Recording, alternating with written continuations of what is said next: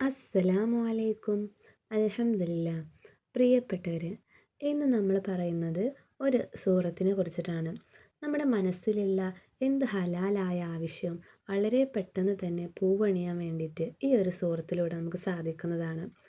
എന്ത് ബുദ്ധിമുട്ടുകളായാലും പ്രയാസങ്ങളായാലും അതെല്ലാം നമുക്ക് മാറിക്കിട്ടുന്നതാണ്. എത്രയോ ആളുകൾ കടം കൊണ്ട് വിഷമിക്കുന്നവരുണ്ട്, മനസ്സമാധാനം നഷ്ടപ്പെട്ട് കഴിയുന്നവരുണ്ട്. അതുപോലെ തന്നെ ആളുകൾ നല്ലൊരു ജോലിക്ക് വേണ്ടി ആഗ്രഹിക്കുന്നവരുണ്ട്, ബിസിനസ്സിൽ നല്ല ഉയർച്ച ഉണ്ടാവാൻ വേണ്ടി ആഗ്രഹിക്കുന്നവരുണ്ട്, നല്ലൊരു വിവാഹബന്ധം ശരിയാവാൻ വേണ്ടിയിട്ട് ഒരുപാട് പെൺകുട്ടികൾ ആഗ്രഹിക്കുന്നുണ്ട്, നല്ലൊരു ഇണയെ കിട്ടാൻ വേണ്ടി ആഗ്രഹിക്കുന്നുണ്ട്.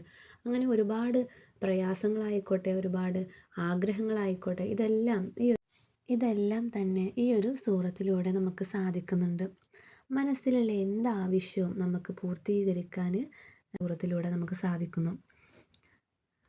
ഞാനിന്ന് പറയുന്ന ഈ സൂറത്ത് യാസീനെ കുറിച്ചിട്ടാണ് പറയുന്നത്. ഖുർആനിൻ്റെ ഹൃദയഭാഗമായ യാസീൻ വളരെ പ്രാധാന്യം നിറഞ്ഞ, അതിലേറെ സവിശേഷതകളുള്ള ഒരു സൂറത്താണിത്. നമ്മൾ ഇത് ചൊല്ലേണ്ടത് വുളൂ ചെയ്ത് പൂർണ്ണ ശുദ്ധിയോട് കൂടിയിട്ട് വേണം ഓതേണ്ടത്. അതുപോലെ തന്നെ 14 ദിവസമാണ് യാസീൻ നമ്മൾ ഓതുന്നത്.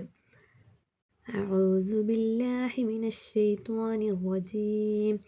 ബിസ്മില്ലാഹിർ റഹ്മാനിർ റഹീം. യാസീൻ എന്നിങ്ങനെ തുടങ്ങി നമ്മൾ സലാമുൻ ഖൗലൻ മിർ റബ്ബിർ റഹീം എന്ന ആയത്തിലേക്ക് എത്തുമ്പോൾ ആ ഒരു ആയത്ത് 100 പ്രാവശ്യം ഓതുക.